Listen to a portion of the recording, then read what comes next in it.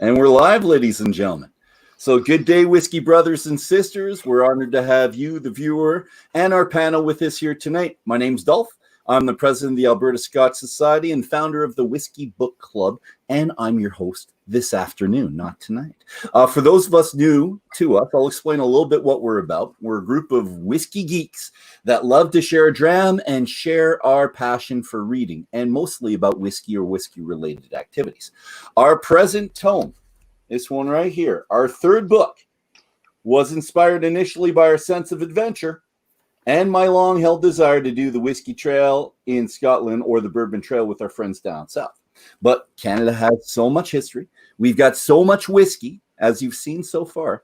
Why not go on our own bourbon whiskey trail? But we're going to call it a Canadian Whisky Journey. So thanks to Blair and Davin's tour book or tour guide book, that one right there with loads of pictures, which are good for me because I'm a visual kind of guy. Maps, directions, suggestions, checklists.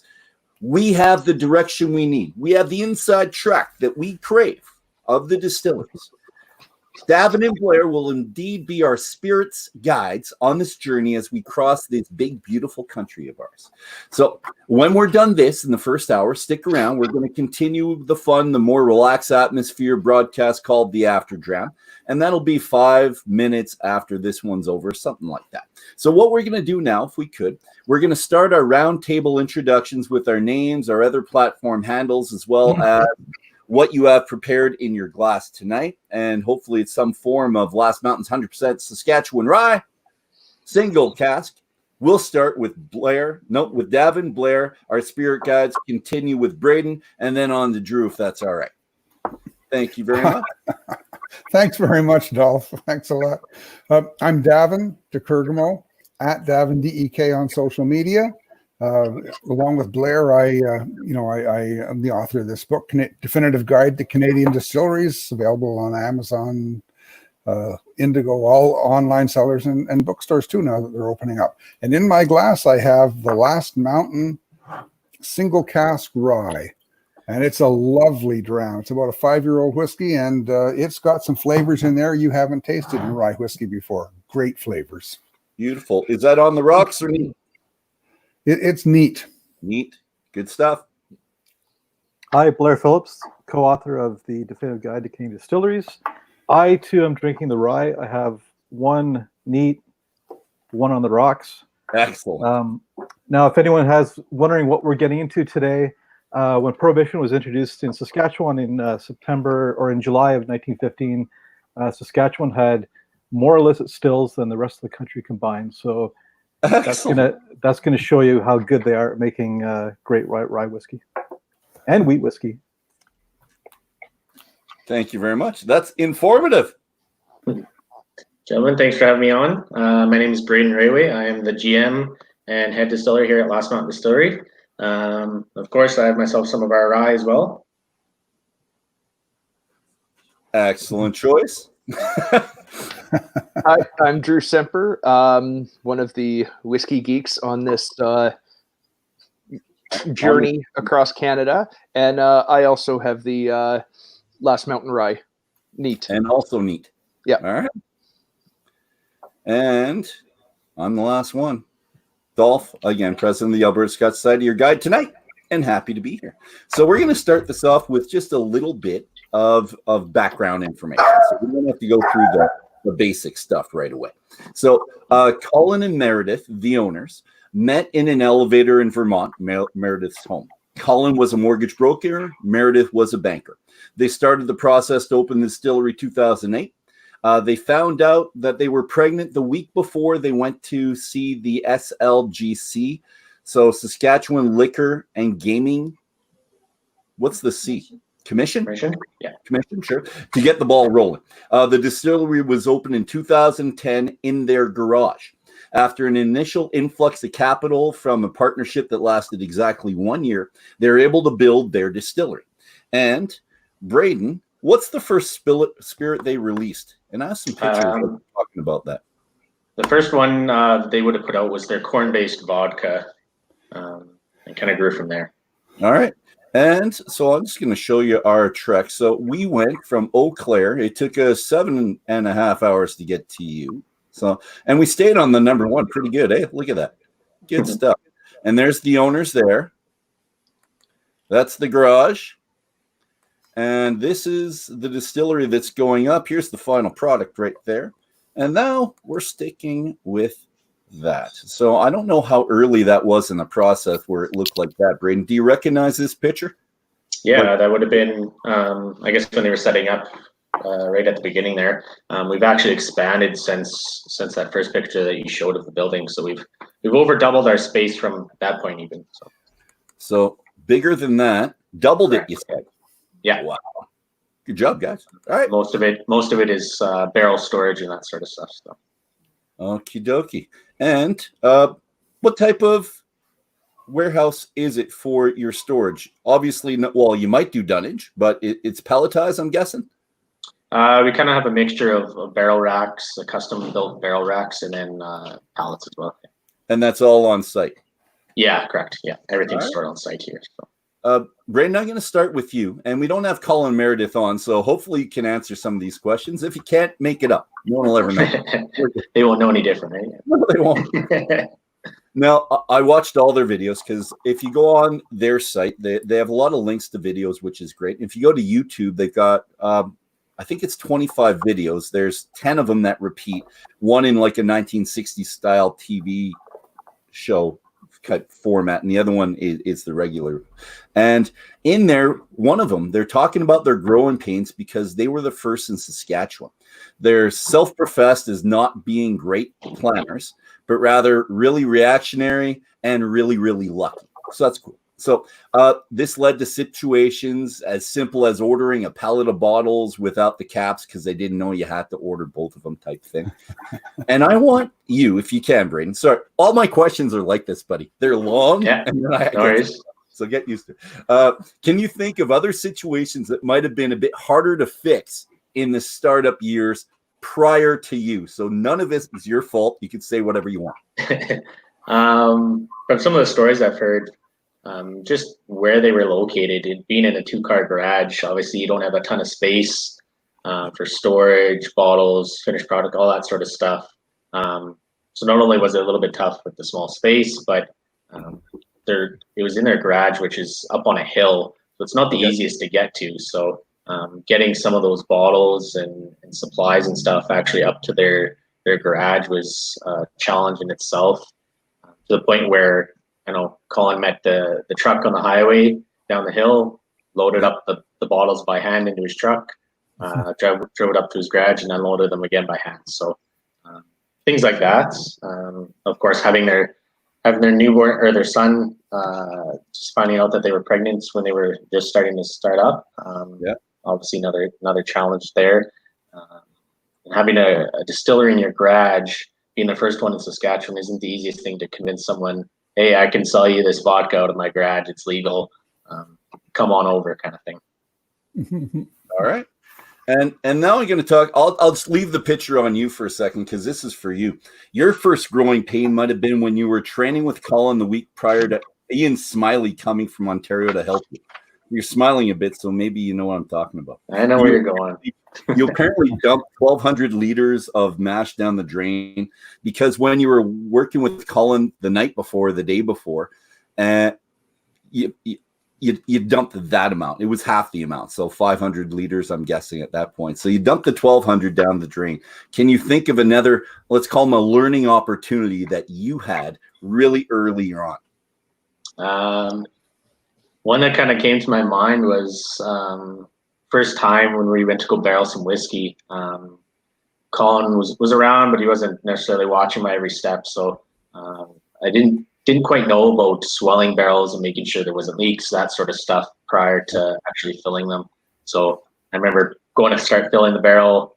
I get about 20 liters in there roughly, and all of a sudden starting to go all over my feet. I'm like, what the heck is going on? So obviously you worked, that hard to get a nice spirit that you're going to put into this barrel, and next thing you know, it's on the floor. So definitely didn't do that one again either. So thank you. Excellent.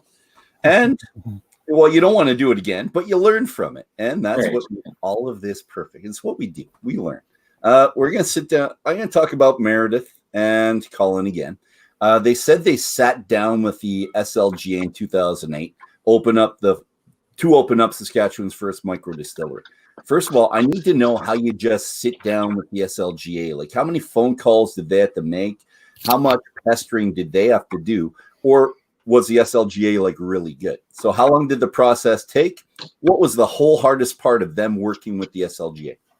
I think it was actually fairly easy, to be honest with you. I don't know how long it took, but SLGA has been awesome for us. They've been open to hearing, our ideas, what we think works, what doesn't work, working with us to create those guidelines and policies and stuff like that. So when Colin and Meredith first reached out to them, they said, "Hey, why not?" And they invited them sit down and begin talks right away.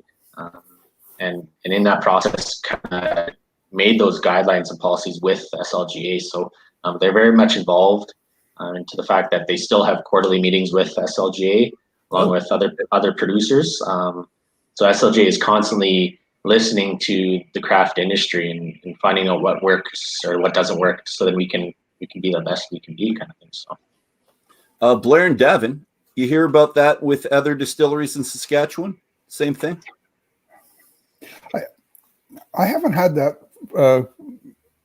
comment from other distilleries, but I think that Colin and Meredith were the first. And I think that, because they got in there and it was an opportunity for the liquor board as well as for them, because the liquor board there is really, I find, in my personal experience, quite proactive, and they kind of they seem to always have their fingers on the pulse. And I base this on my experience when I released my Canadian Whisky book, and the book's fresh off the press, and they brought me in to talk to them about Canadian whiskey at their annual meeting. And and I did have books with me, and I was signing books for all the people at SLGA, and I was pretty impressed. And they really seem to take an active interest in being up to date on what's happening, with whiskey at least, but I think with spirits as well. But Saskatchewan is kind of ground zero for Canadian whiskey in Canada. They drink a lot of whiskey there. They purchase a lot of whiskey there, and they have pretty good whiskey palates. Blair has some good stories about Saskatchewan and their whiskey drinking too. You want to share one of those stories there, Blair? I'm not really sure if I remember. What Are we talking about the judge who's talking about how those guys, they drink so much whiskey in Saskatchewan? Was it a judge in BC you told me about? Oh yeah, that was a long time ago, and I can't remember what his comment was. I got caught off guard. I would have looked it up before I. Oh, sorry. Yeah. Why won't you be here? No, you're not. We're good. He made a very unflattering comment that was also a compliment at the same time about the consumption of whiskey in Saskatchewan. But that was back in that was before Prohibition. That was back in the late 1800s, I think. Oh wow! Yeah. A little backhanded comment. Good. I'll look it up while we're going. Braeden, you guys got into the farmer markets in 2012. Were you the first ones to be able to do that? I believe we were, yeah. Okay. They actually still let us do it to this day if we want. It's a great opportunity, especially for micro distilleries, breweries, wineries, place like that, to kind of get their footing and get a good customer base, get into different communities, stuff like that. So they've been pretty good to us as far as letting us do things like the farmers markets, events. Obviously, you can't do tastings with the selling of the product, but just having access to something like that has been pretty big. Yeah, it's pretty helpful here in Alberta as well. We distillers and the breweries able to go to the farmers market. It's fantastic. You get to see everybody up close.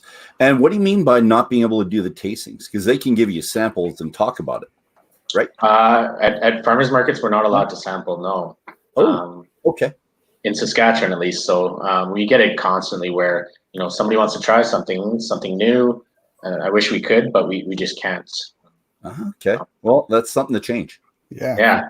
Going on now. Get them pushing. All your products are 100% from Saskatchewan or no? So if I click on these guys. Yeah, the only one that has a little bit of something that's not distilled or fermented in here at Last Mountain Distilleries, just our blended whiskey. We have a little bit of a sourced portion that we do blend into it. But other than that, everything else is made, whether it's redistilled or fermented right from grain right here at our facility. Okay. So in BC, they have to use all the products from BC to be able to call themselves a micro distiller, or what's the term they use, Davin? To be called a craft distillery. Craft distillery, they have to use 100% BC, unless there's something they can't get in BC. Is that the same thing for you guys? No, we're allowed to source outside of Saskatchewan. Personally, I don't know why you would if you didn't have to. Like we have some of the best grains right here in Saskatchewan. So why would you go outside of it, right? Right. You know, a lot of our flavored products, we do use natural ingredients. So for instance, our dill pickle vodka, we get our dill and our cucumbers from literally across the street. There's a field, farmer says, hey, go ahead. So we go out there once in a while and cut down our dill and things like that. So we don't have to, but and if you have access to it here, I don't know why you would go anywhere else. Perfect. Very good. Drew, you're up. Is there a question from the side or one of your own they want to ask right now? From Whiskey Ass, he says, with all the products you see on your website, one, what is your primary product? And two, where does most of your product go? Where's your most sales? Our number one seller, believe it or not, is dill pickle vodka right now. It's kind of been like that for years. Most of our stuff, we do have great access to all the retailers here in Saskatchewan where we can deliver directly to them. So it's very easy for us to ship out a couple cases to somebody in Regina or somebody a little bit more up north. Every one of those spots. Yeah, there's tons. We do have our dill pickle vodka in Alberta, but other than that, everything is sold right here in Saskatchewan. Well, that was the next question because I saw this one. On the one you could see big things coming your way. So it's going out to Manitoba, maybe? No, that was right here in Saskatchewan. Okay, no, right here. It's any chance they'll be bringing out to Manitoba. So it's just people asking if you're coming out. And what's stopping you guys from branching out? You're doing well. Just one, probably being able to keep up, but mostly just having to list it through whether it's Liquor Connect in Alberta and BC or the LCBO in Ontario. Everybody has their own different rules, so just kind of getting into those different markets is a little bit challenging. We've done well enough right here in Saskatchewan that we just haven't had to expand outside of Saskatchewan to this point. So. All right. I know we get asked constantly, especially in Ontario, for our dill pickle vodka. So we've looked into it and we've tried. They're especially in Ontario, is a little bit tricky to get. Okay. I'm guessing Colin and Meredith will be on it at one point. They're business people. They want to make money as well. So, and if it's going that well, I think at one point they are. I just wanted to put this on as well. So since 2010, everything truly local. So you're talking about that. I should have put this up when you're talking about your local, using local grain, herbs, vegetables, partnering with other breweries. And then that leads into my next thing, the partnerships. So you've got partnerships with the community. And it says here's all the other ones. But the first one, I think, was Honey Cinnamon Liquor and created with the owners of, I don't know if this is right or not, Infusions Artisan Flavors. And am I getting this right? The people they did that with? All right. Yeah. And so you appear to have partnerships with 5 brewing companies. So my question to you is, what do you do with them? Because I don't see any like beer barrel-aged whiskey yet, I don't think. Are you thinking about something like that? Or is it in another spirit maybe? They're coming. We do have a whole section of beer-aged barrels that we've now put in an aged whiskey that's 3 years old to kind of bring on some of those beer flavors. So we do have a whole line of them that are in the process of aging right now. Mm-hmm. I just actually tasted some earlier this week, and it's been in the barrel for about 1.5 years, so it's getting there. So we'll be releasing some of those very soon. Nice. And this is one that just went online. We've had some of the breweries kind of stick to the traditional stouts, that sort of thing. But then we've also had some kind of adventure out and use some different things like a sour, for instance, was one. So we're pretty open on experimenting with, you know, different barrels and that sort of thing, that if they want to try it, we'll gladly take that barrel back and try it and see if it's something that might work for us. And you do this one as well. I saw this. So empty whiskey barrels for sale. And I wish someone in Alberta did this. I'd have them all over my yard. I'd have 10 or 12 around the back of the yard. So do you sell it to them and then, or do you give it to them wanting to get it back so you can play with it?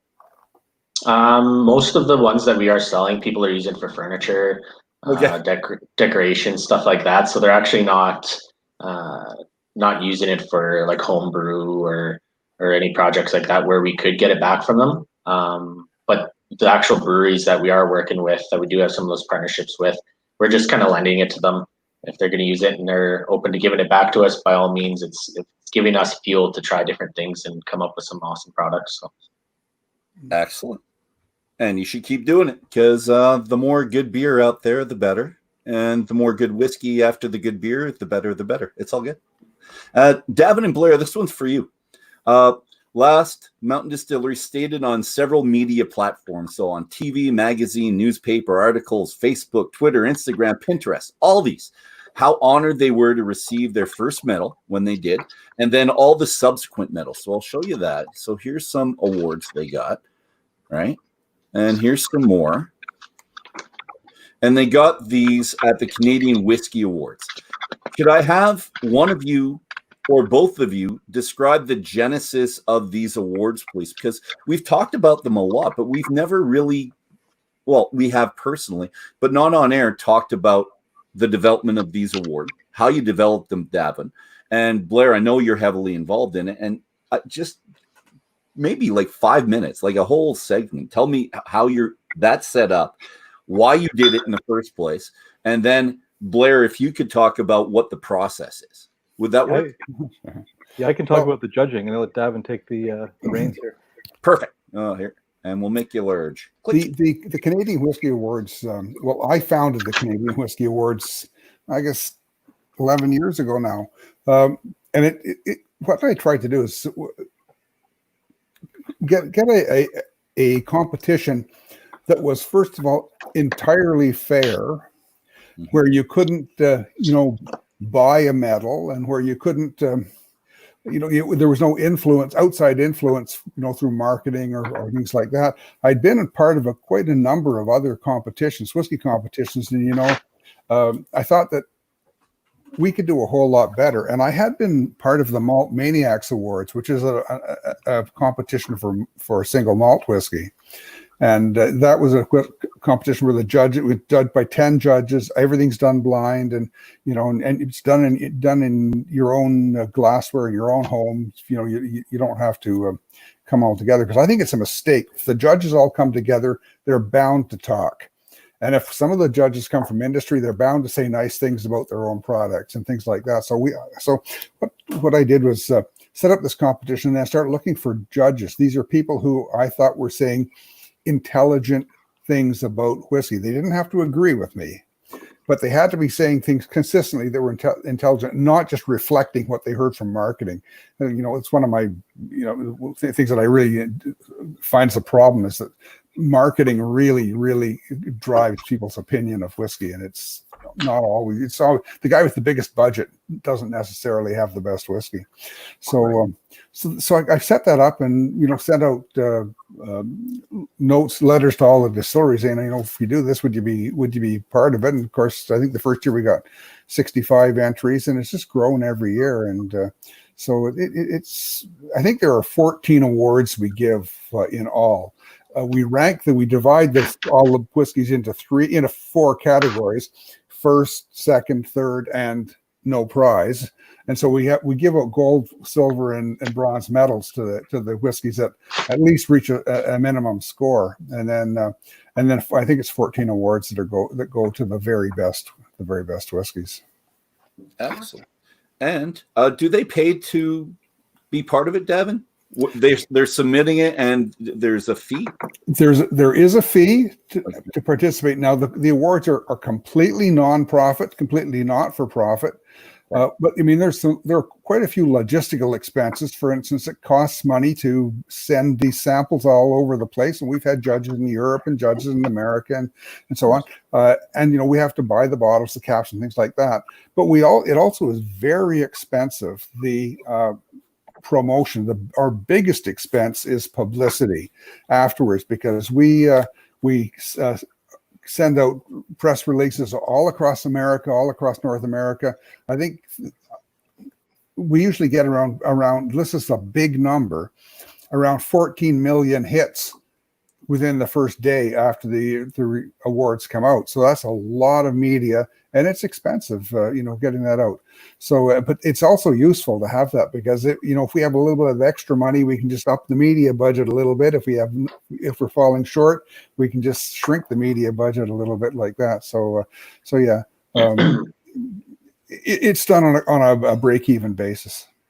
And that's good to know, because people say, well, you're paying to be part of it. No, you're paying to be part of it, but it's nonprofit. And there's a big difference between the highly profitable ones going on in New York and in California, as opposed to yours. So I think we should make the distinction between that, right?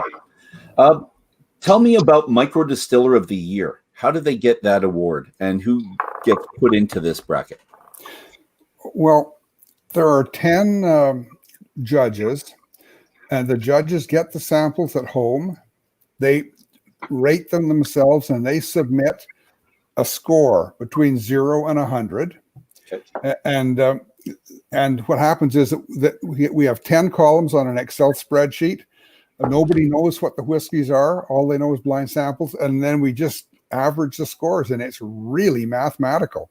And the micro distiller with the highest score is the Micro Distillery of the Year. It's really quite simple. So it's not a lot of, you know, weighing various other things. So when they won that award, it you know, that was the best micro distilled spirit that was submitted that year. Perfect.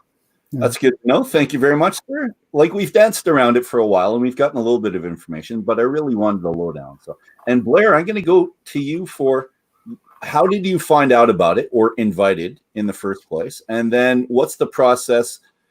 How early do you start? And the end date is in Victoria. And then when do you restart again, type thing? So I'm going to put you large as well. Click. Yeah, for me, it started, Davin, maybe about 8 years ago. I was writing for Drinking Made Easy, and Davin approached me to do an article about the Canadian Whisky Awards. So I did a piece on the judging process that's no longer online.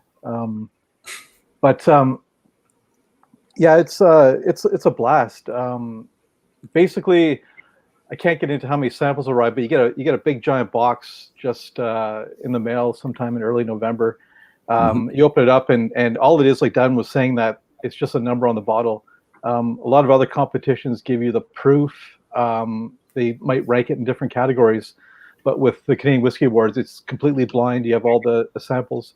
So you line them all up on a table to get them in order. And it kind of looks like you just knocked off an airport or something and just took all those little tiny miniature liquor bottles. So Davin does tell us the range for the flavored whiskey, so that we can tuck those to the side and do them separately, because you don't want to be judging like a cherry whiskey against a single malt. You kind of want to, the first round for me anyways, is sorting through the different whiskeys to get them in different general categories, and I record some first impressions. The second flight gets into a bit more depth with that, and then I usually do a third flight where I then really nitpick like the top several dozen, let's say, or a few dozen, and then come up with my final scores. And it's pretty intense. Like, Davin gives us almost 2 months to do it. You're constantly digging into them almost every night for a good solid few weeks. And yeah, it's a lot of fun, because you also get to taste almost every single Canadian whiskey that's out that year. And you also get the results after the awards are announced. So you can go back and sort of pick out your favorites and go pick up those bottles. And when do people find out they've won? Do you tell them before the Victoria festival, or it is Victoria, or do they come there and it's announced at the supper? Yeah, it's done at the Victoria Whiskey Festival, and it's announced after the dinner. We have a gala celebration, and then we go through, and you can see some people are biting their nails, waiting to see if they're going to win or if they're not going to win. And there are always some disappointments, and sometimes my favorite whiskey is not the winner. But that's what happens when you have 10 judges and everybody's score has the same weight. Right. And done blind. So it's it's a surprise for everybody. Excellent. Okay. Thank you very much, gentlemen. It's good to know.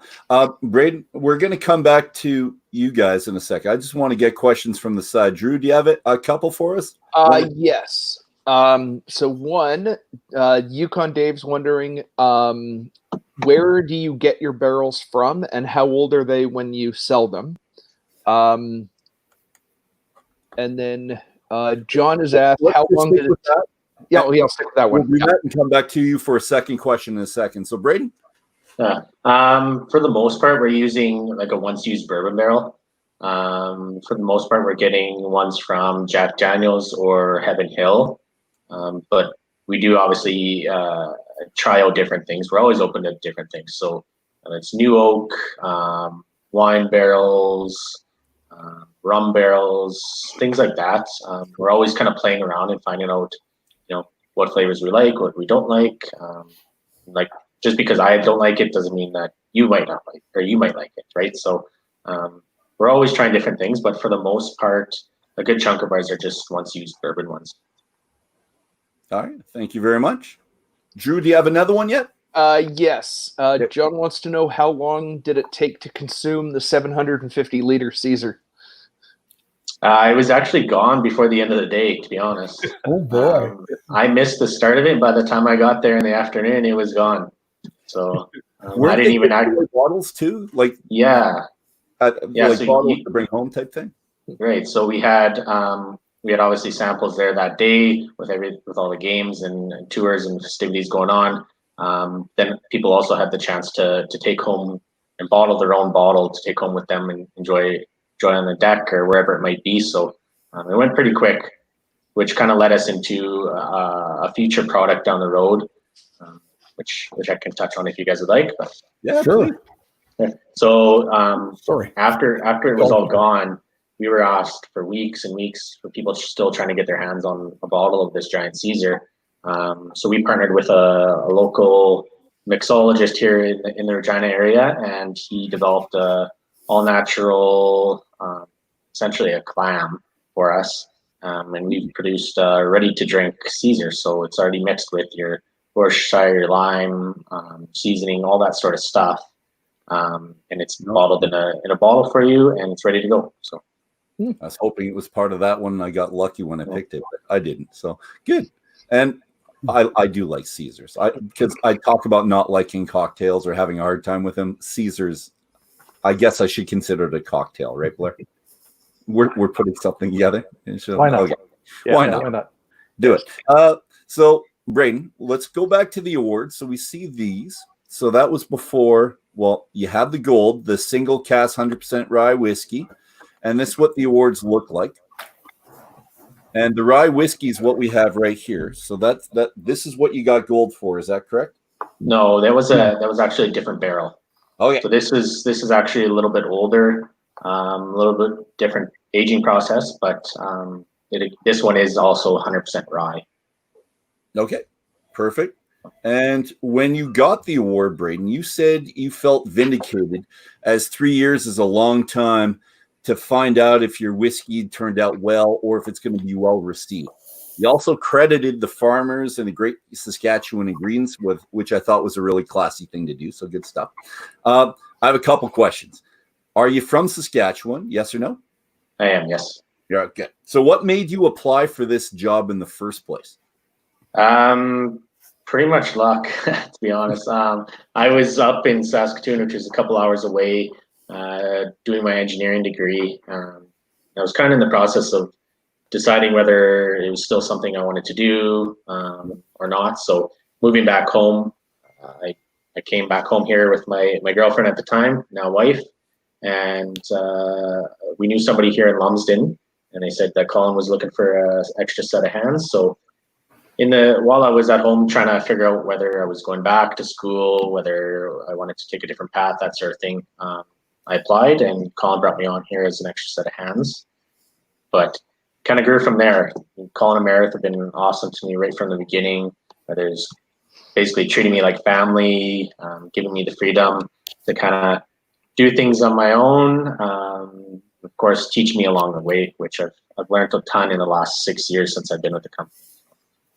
And he tells a story about Braeden and a Braeden, and when he tries to bug you that maybe he hired the wrong one and just got mixed up in the interview. Is that how the joke goes? Yeah, at one point here I think we had a Brennan, a Braeden, a Brandon, all very close, and he likes to bug me from time to time, whether it's between that or dumping that mash that first week. Definitely a couple of things he doesn't let me forget. Well, I hope you have your digs with him too. Don't take any crap there, Brady. Absolutely. I'm a hockey guy, so I always got something in my back pocket to go back at him with. Good.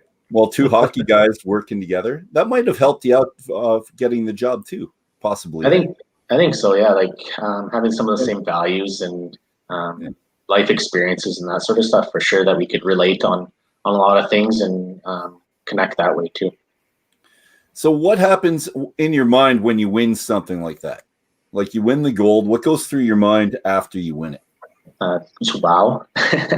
I think the whiskey awards are the only awards that we do actually apply to and submit products to, just because we do respect them so much and respect the process of how they're judged, being a nonprofit, blind taste testing, all those sort of things.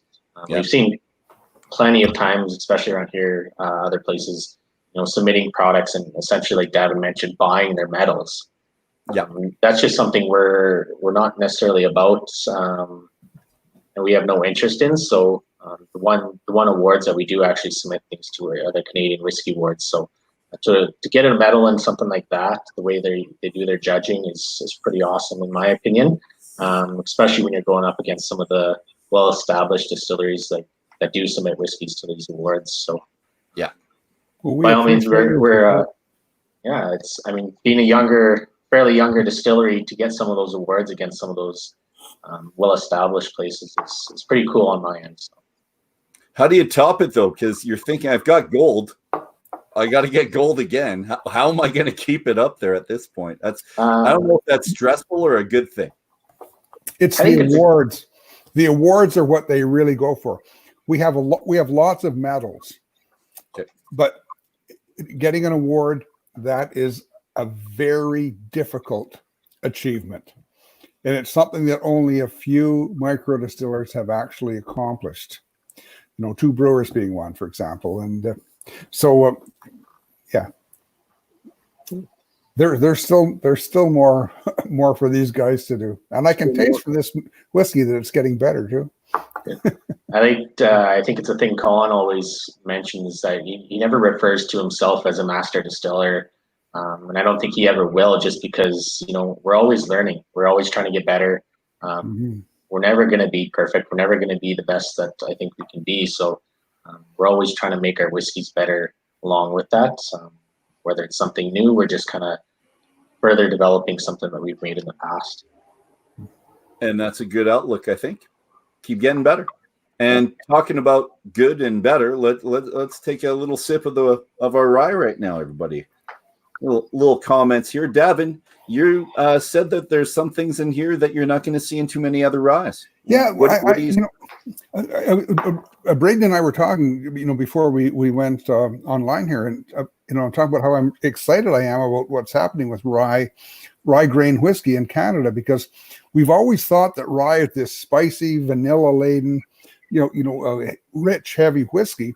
And in Canada, we're starting to see new flavors emerge. And one of the ones that I like are the citrus notes. And I noticed that we have some really nice citrus notes in this as well. And we also have some spiciness, not a whole lot of cloves, I would say, but some of the other spices as well. It's a whiskey that's got some kind of a voluptuous creaminess to it, which is not something you might necessarily think of a rye whiskey that maybe is a little bit more biting. And Braeden noted something in this whiskey that I hadn't said, because it's something. Yeah, well, anyways, he noticed a little bit of licorice in this, and it's the first time I've tasted that anisette or that licorice note in a rye whiskey, and I'm really excited that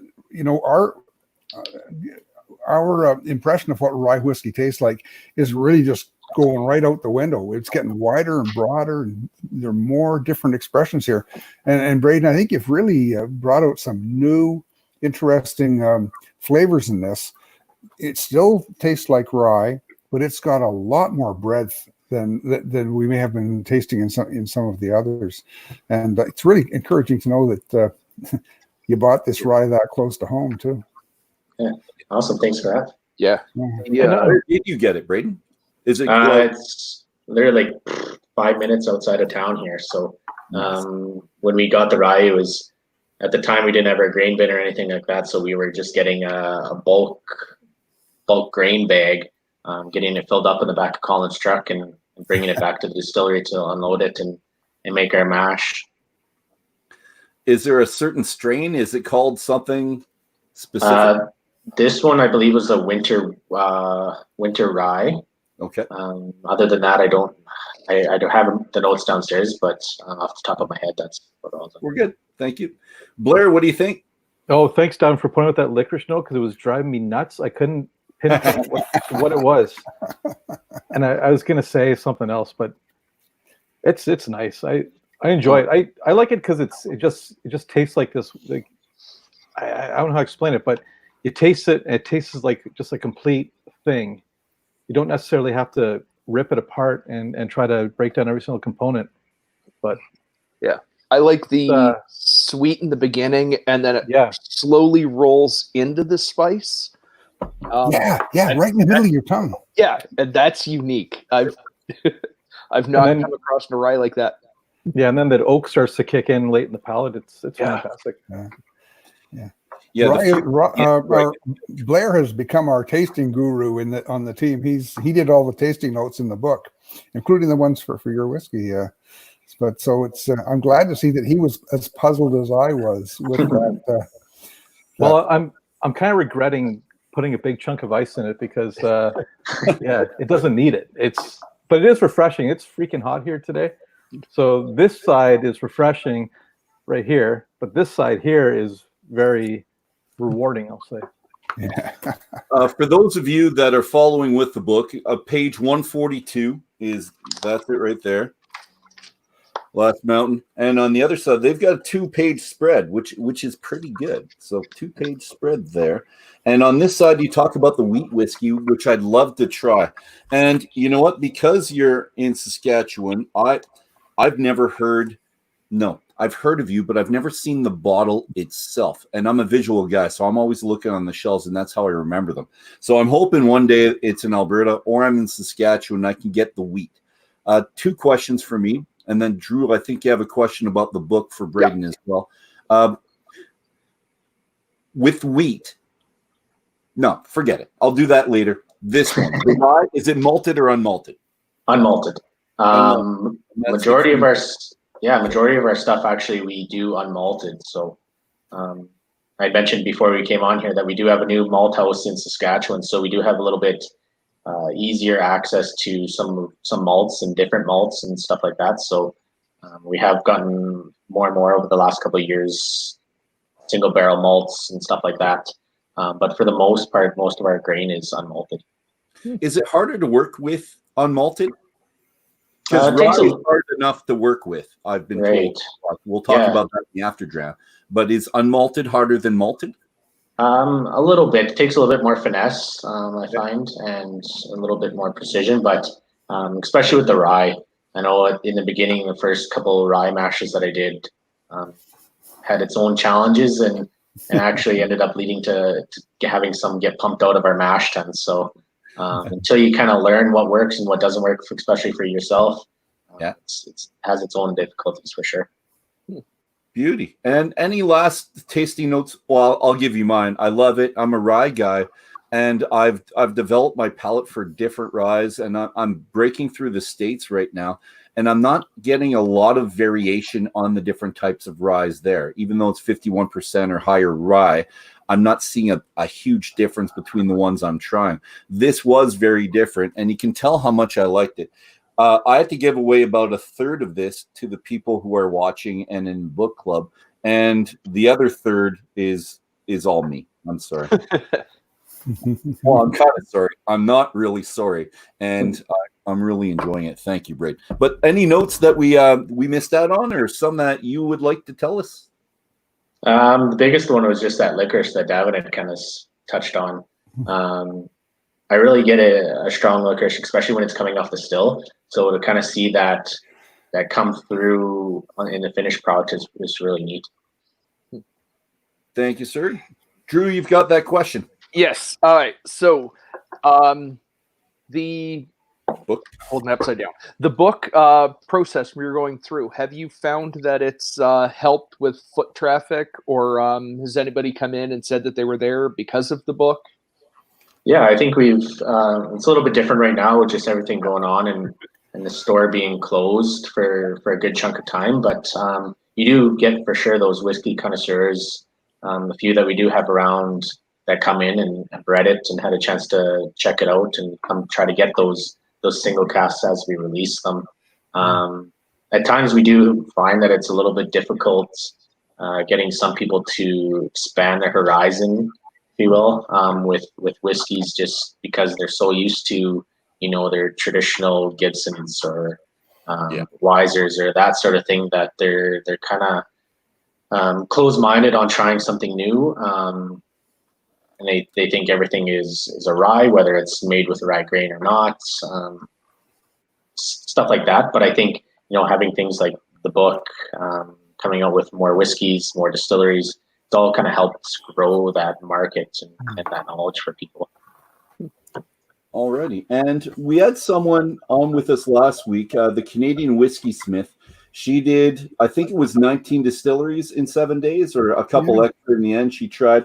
So she used, there's different ones, but there's a map, and you guys in Saskatchewan have quite a few, actually, and they're around you. It looks like 4 right around you, a 5th, and Davin and Blair actually say which ones are closest on this map. But here's another map. I love the book because of the pictures, guys. You got to keep pictures. If you're doing the second edition, make sure you keep the pictures. It keeps guys like me interested. Right? Well, Dolph, I have a plan to do a coloring book for you next. I would buy that. I wouldn't even ask for it. Whiskey coloring book. That's pretty awesome. That's good. Braeden, has anyone done that or have been to the distillery on a tour yet? Because that's happened in BC already. It's happened in Alberta just last week. And I did my own mini one, but has anyone been around or said they're touring?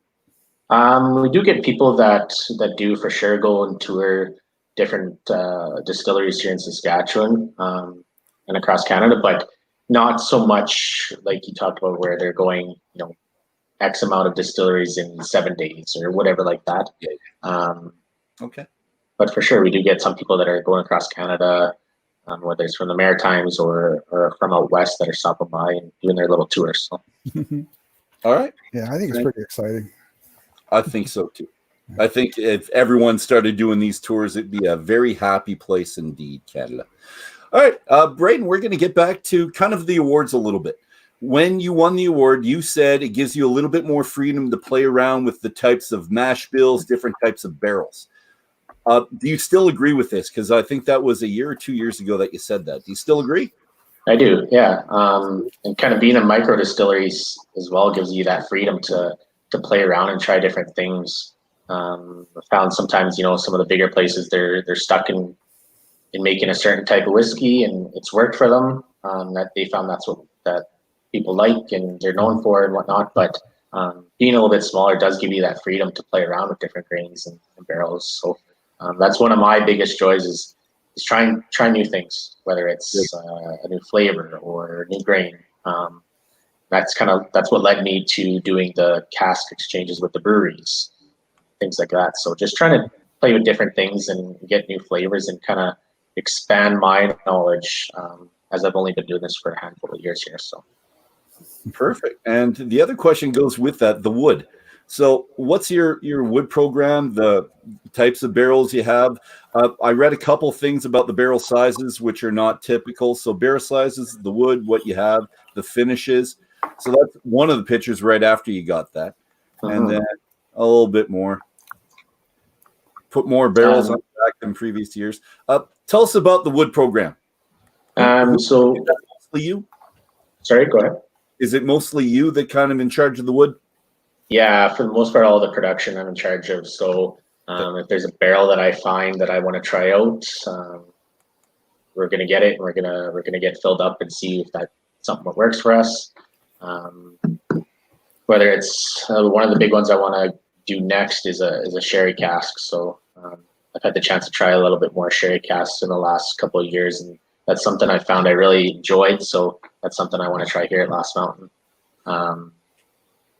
We have some new oak barrels coming in at all times. We have new 10-gallon ones versus the 50-gallon ones, which obviously is going to give you different flavors. So we've power aged some stuff in 10 gallons and then moved it into a 50-gallon or vice versa, just to kind of find what works and what doesn't work for us. Excellent. And just here's a couple comments that they made upon the rye I should have put up. Well, people, it's a big love fest for it, so it's good. Where's the citrus notes coming from? The variety, more from the production or the spirit, says Nicole. And that's for you, Braeden? I'm guessing it's more of potentially our distilling process.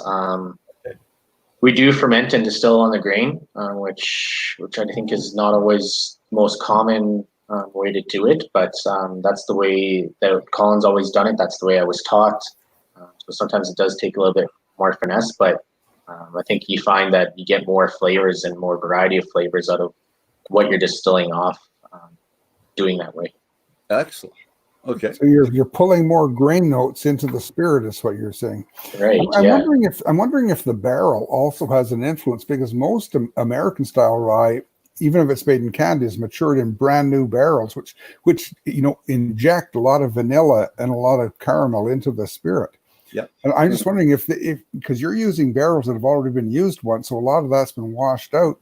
If you get more of the citrus notes, I know, like if you look at the European ryes, they really have a lot of citrus notes, maybe more in the orange range, and ours are more in the lemon range. But I'm wondering if that has an influence too. That was Nick at Black Cat Whiskey who asked that question. She's got a pretty good handle on flavor and on flavors, and particularly on rye. And I'm trying to come to grips with that as well. Why are these new ryes that we're getting in Canada? Why are they having this breadth of flavor, and why do they have so much of the citrus notes, and something that you've really like? It's more like lemon curd in yours. Yeah, for sure. I think, like I said, we use a lot of once-used bourbon ones from down in Kentucky there. So even which distillery we're getting from, I think when you open it up and before we fill that, or as we're filling that with our unaged spirit, you really get some of those smells, and you can definitely see or smell the distinct difference between whether it was Heaven Hill or it was Jack Daniels or whatever it might be.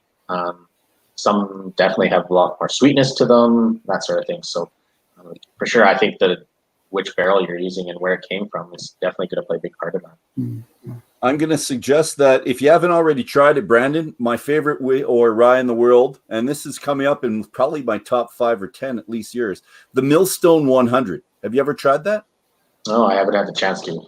If you have a chance, there's the orange notes that Dev and I are talking about. Yeah, They're really present in that one. It's phenomenal rye.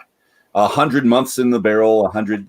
They call it 100 for a reason, many different reasons. But Blair and Davin, let's go to you for barrel sizes. How many? Is it just a Canadian thing to start using the really small barrels now? Because like you said, Davin, most of them are using like 200 liters. They're using the barrels that they usually use for bourbon, but they're using it for rye. And it seems like a lot of the Canadian distilleries we've talked to are using really small barrels. So quarter casks or octaves or the 50-gallon. Help me out. Is there a lot of Canadians doing this, or is it just the ones we've seen so far? Go for it, Blair. Well, I personally think the smaller barrel thing is more of an American thing. When I go to distilleries in the States, you see them everywhere. Okay. I'm trying to think of all the places we went to. Well, we know that Shelter Point uses the quarter cask from Lefroy for that peated whiskey. Yeah.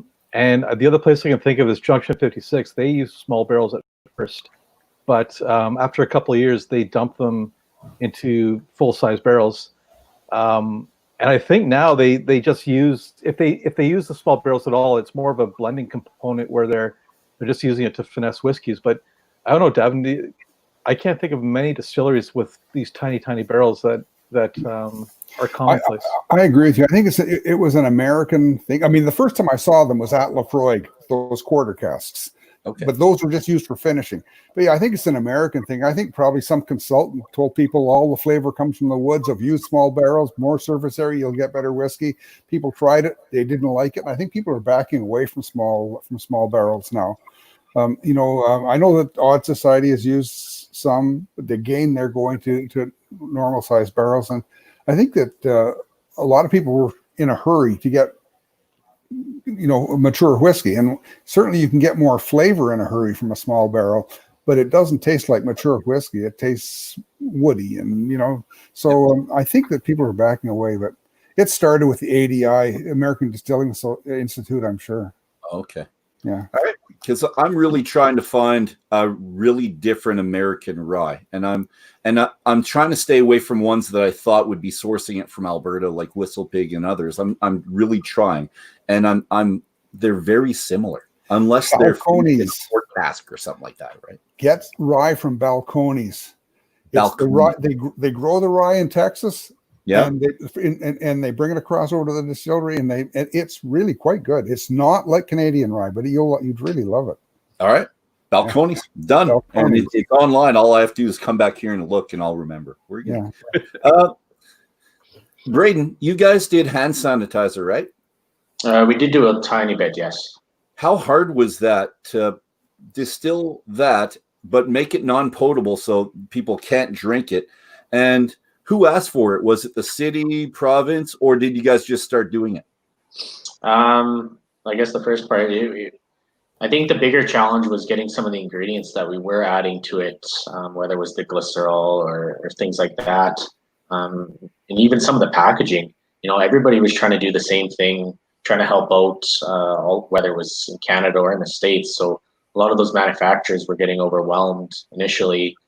So trying to get some of those ingredients to be able to do what we could in our area and help out as much as we can. I think that was the bigger challenge than actually making the hand sanitizer.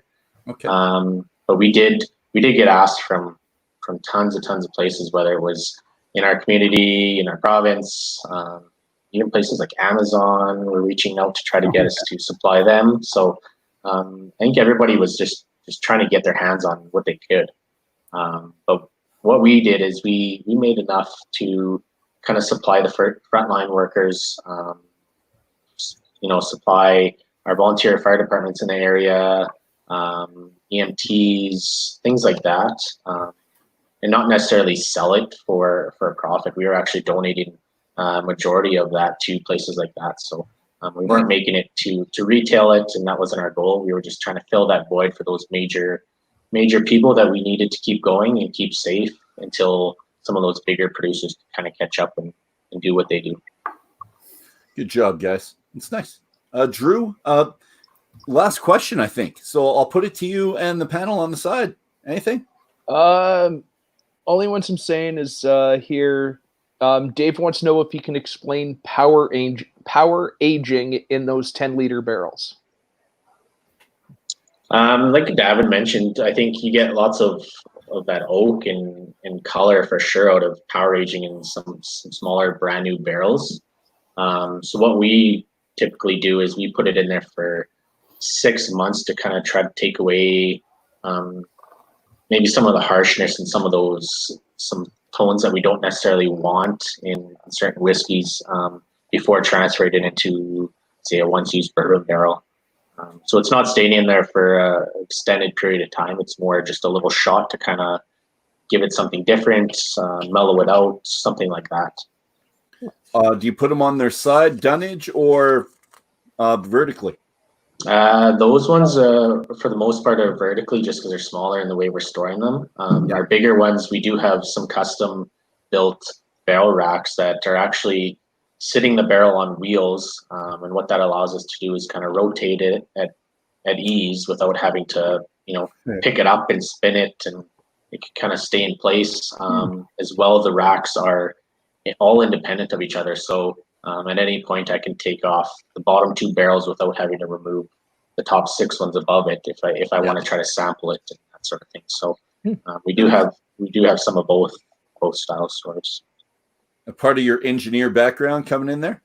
A little bit, yeah. I had a little bit of help designing it, but I kind of brought it to Colin and said, well, why don't we do this? Like, I hate, that was one of the biggest time-consuming things, was always trying to take these barrels off just so we could get a sample of it, right? So I said, well, why don't we make this easier on ourselves? I agree. All right, here's our last question for you, Braeden.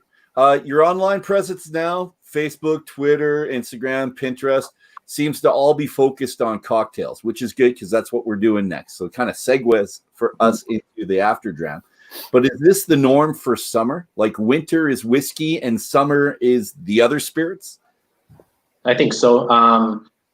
We get a lot of questions, especially when we release a new product. People are always asking, what do you mix it with? What kind of cocktail are you making? So we try to give people examples and ideas. And what I found from just traveling around and visiting other distilleries or parts of North America and stuff is that here in Saskatchewan, we're a little bit behind on the mixology side of stuff. So the best we can do in trying to show some people examples or give people ideas on different cocktails and how they can enjoy our products is kind of what we're after. In the summertime, for sure, we try to use a little bit more fruity and light stuff that people are going to be able to enjoy easily on their deck or at the lake or that sort of thing. Where in the fall, when we're hunkered in minus 30, minus 40 weather here in Saskatchewan, and there's a blizzard going on, that you can sit down by a fire and enjoy a nice whiskey or a rum or something like that. So. Beautiful. Well, thank you very much, sir. And that's going to segue us right into the after draft. So this has been a fantastic start to our afternoon. Thanks to the listeners. Thank you to the panel. Braeden, Davin, Blair, Drew. Sorry, Drew. Oh, didn't mean. It's been an absolute pleasure, guys, spending all this time with y'all. So we're moving our conversation now from the distillery tour to the tasting room for a more relaxed but equally engaging conversation. So co-authors Davin and Blair Phillips of, and let's say it right here, and I have to take a breath because it's a long title, The Definitive Guide to Canadian Distilleries, the portable expert to over 200 distilleries and the spirits they make, will of course be joining us. Because what better summer activity is there than traveling virtually, trying some cocktails, which is coming up, and spending time with you great people. So please join us in about 5 minutes on this channel for the after dram. And if you don't want to miss a minute of the next 10 weeks that we're going to be doing this, click the like button, the subscribe button, and we shall see you all soon. Cheers, everybody. Cheers. Thank you very much. Cheers.